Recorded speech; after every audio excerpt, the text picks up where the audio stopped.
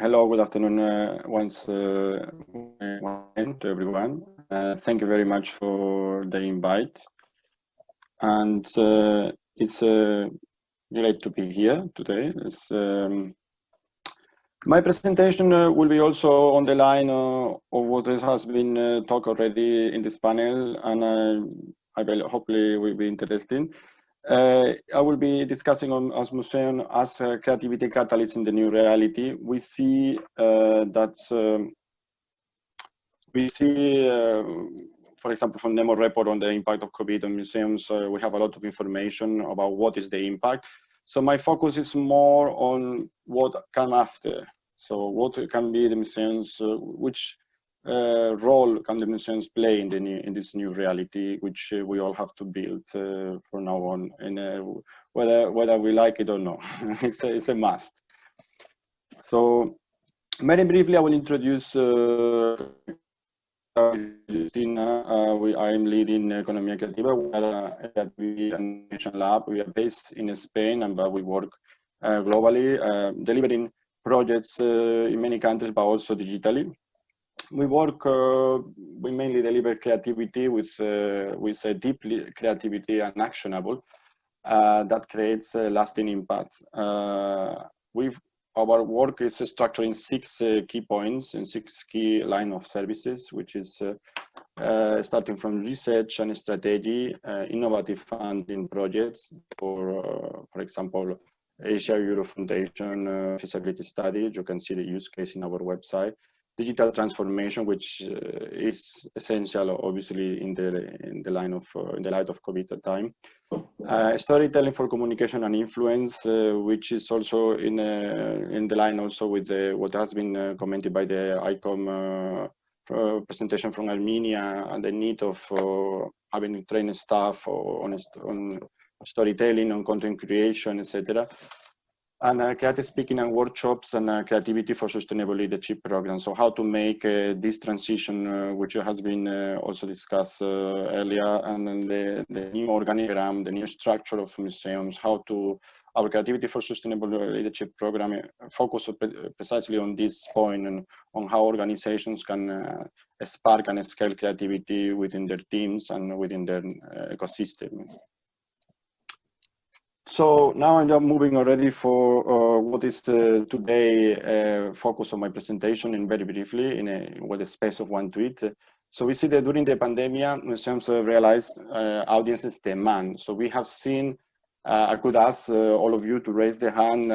So who has been inspired, or who has been consulting or using the educational resources from museums during the pandemic? I believe most of us we have done so, and also for children from many different demographic people have been like people who normally were not really demanding the museums services, or participating in museum activities, visiting the exhibitions during this time, has been really unique case that new audiences have been reached. So this is a great opportunity. And this opportunity bring particular this opportunity brings for the museums a unique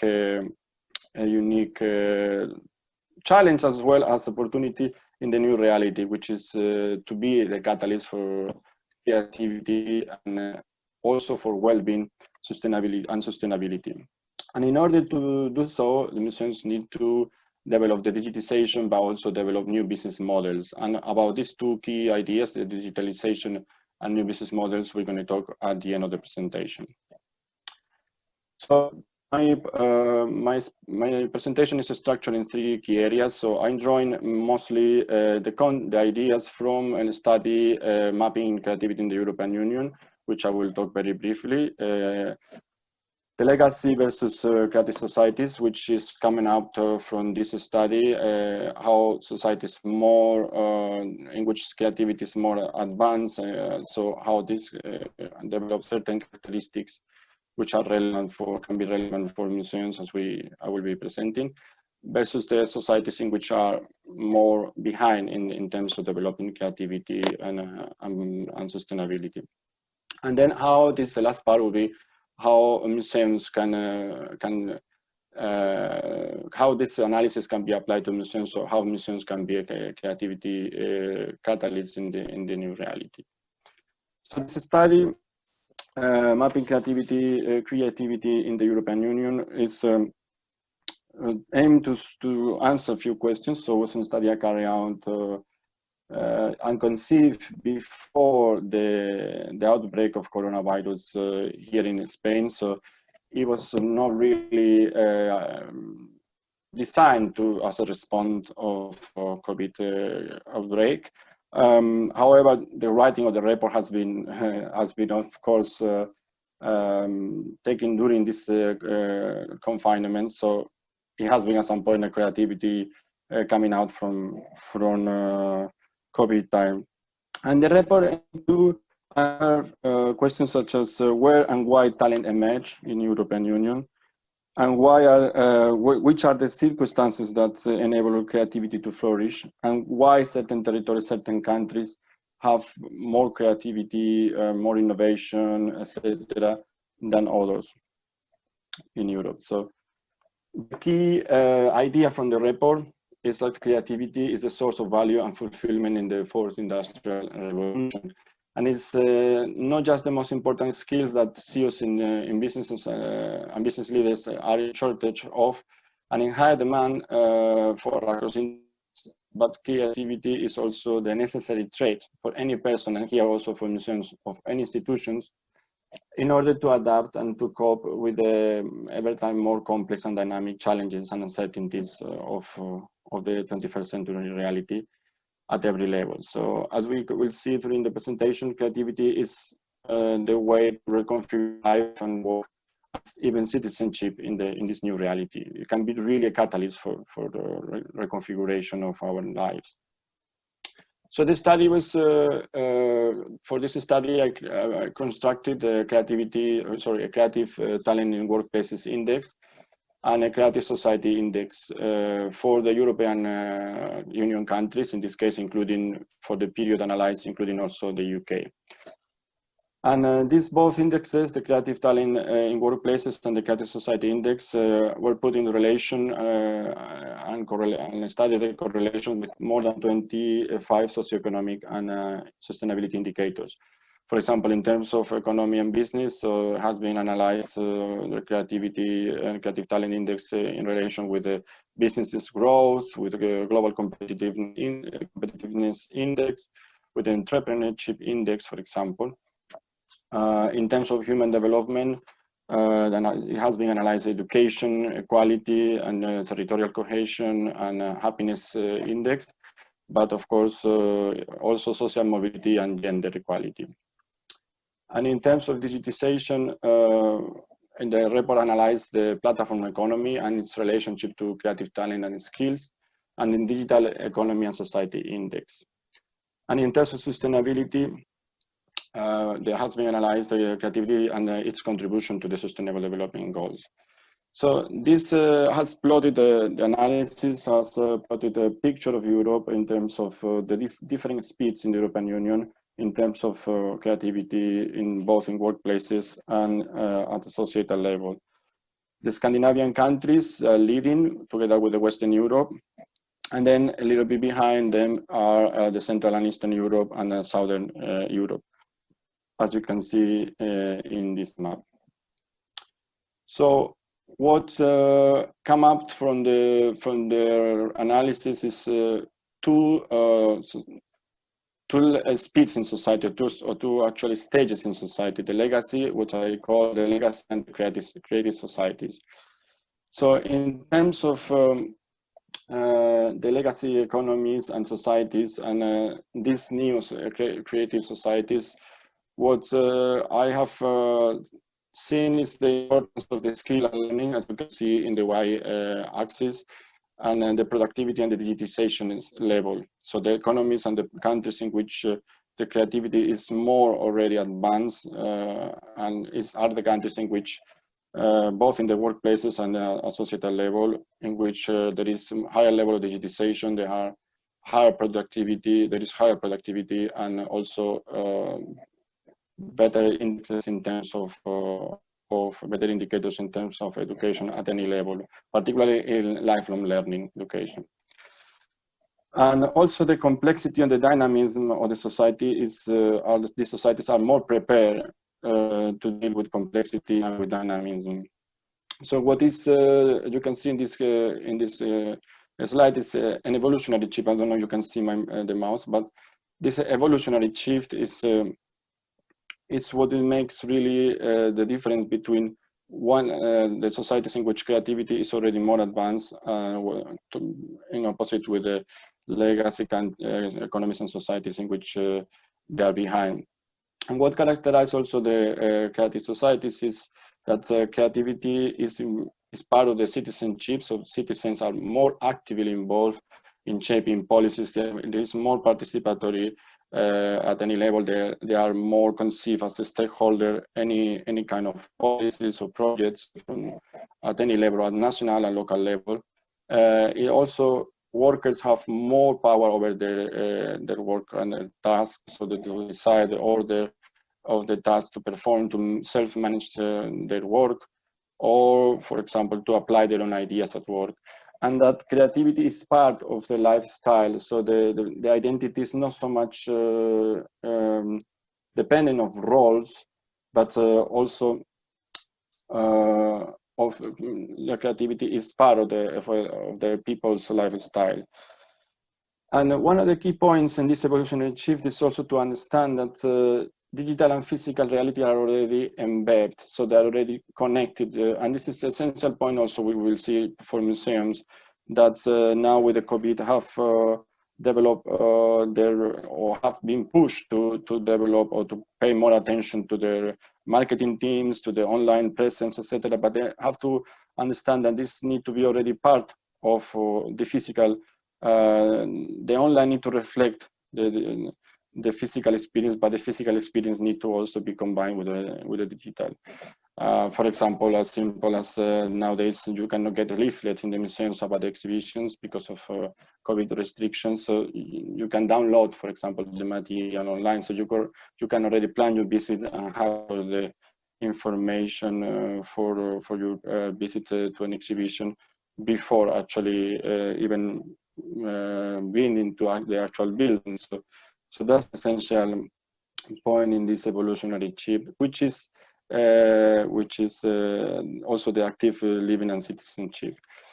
So the creativity is, as we see, the catalyst for reconfiguring life, work, and citizenship, and it's underpinned by three key forces, which is the human development, digitization, and sustainability. In terms of human development, continuous learning is essential, which is one of the key services museums have provided always, but particularly in this time of the pandemic. Health and well-being, which is one of the points also highlighted in the NEMO report, but which is the importance of museums for well-being, and for particularly also for mental well-being. And in this time of has been very hard with the loneliness, people locked down in their houses. So to come out from this isolation and being able to share experiences with others and create a collective memory of these historic events. And promoting for human development is essential also the decent standard of living and economic opportunity and equality. In terms of digitization, what is obviously it depends on the institution, depends on the societies. Will be digital skills will be more or less advanced. So to develop these digital skills up to the more advanced level possible, and even to the digital intelligence and the integration of the digital technology, the attention economy. So to understand really the interaction and engagement in the social media and in the all of the how the museums can really maintain and sustain the attention of the visitors, and the scalability and the network effect, and augmented intelligence and virtual reality are a key aspect of digitization. And in terms of sustainability, of course, the ecosystem vitality and the environmental health and sustainable living in relation to the Sustainable Development Goals. So now moving to museums as a creativity catalyst in the new reality. So how this is can impact this analysis? How can be how museums can be impacted by this new reality, by these creative societies, and how they can be fostered in the creative society and also thriving in the creative society. So I found one very good example of this approach for museums from Martha Herford Museum in Germany, which it says that with its innovative and future-oriented approach, it is a place where knowledge, thinking, and creativity are combined with sheer joie de vivre.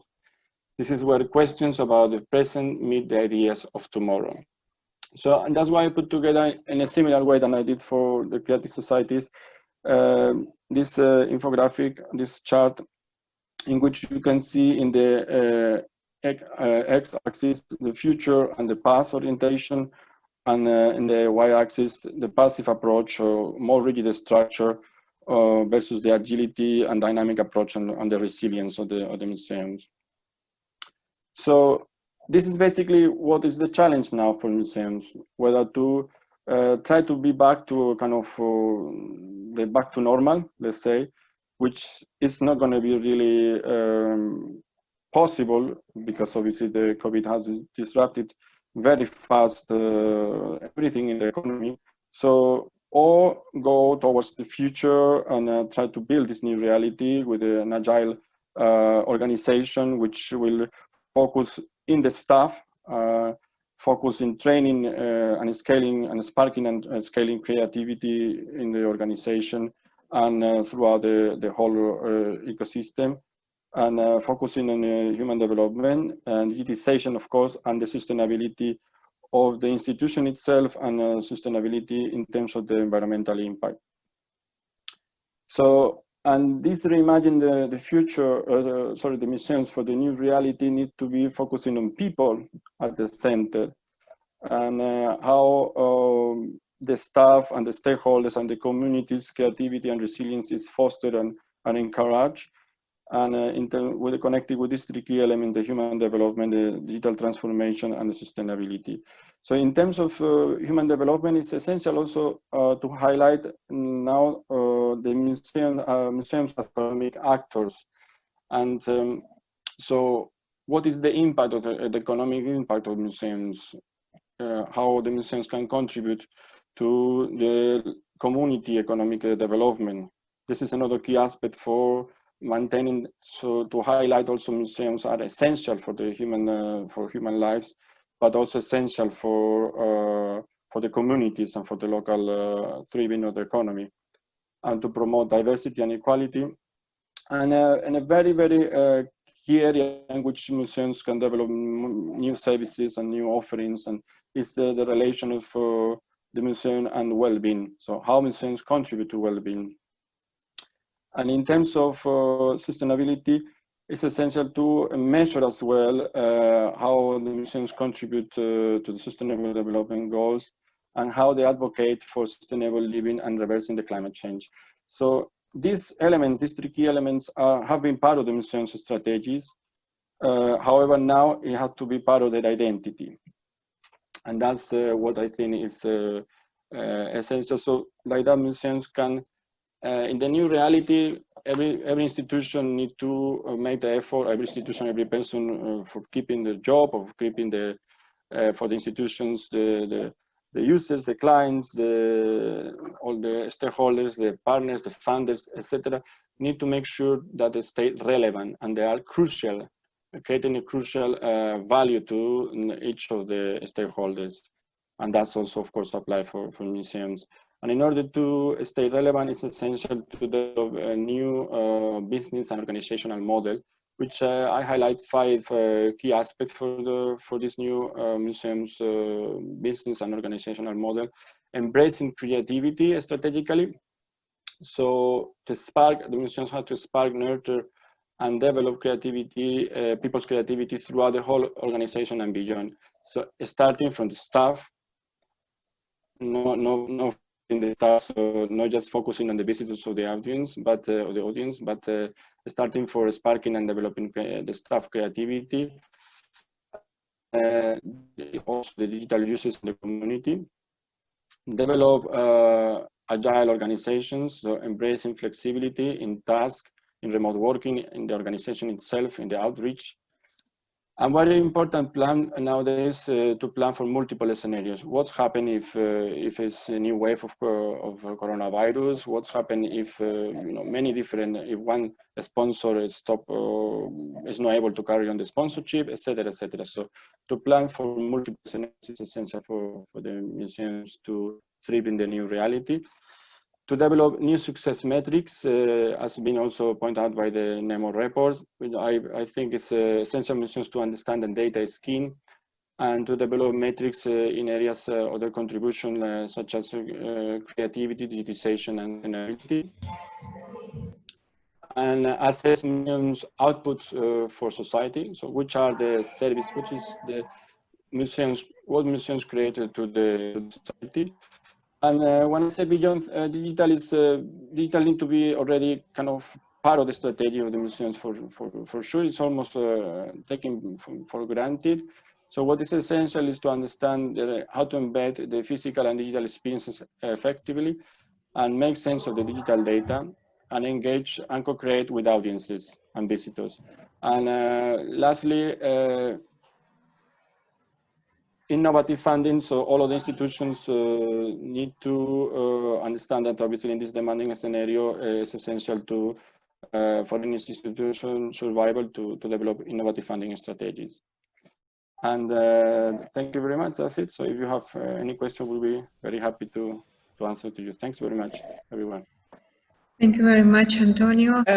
What do you think was the COVID the catalyst to remind us that museums are the part of economy and of the creative economy, actually? Of course, museums are and they have been and they will be part of the economy.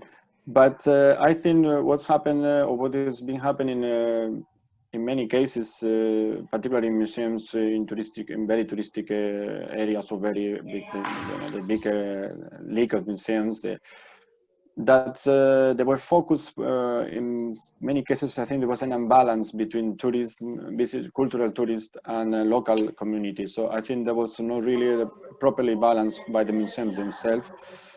And I think COVID can be an opportunity. You push at some point, because obviously the tourism has dropped considerably.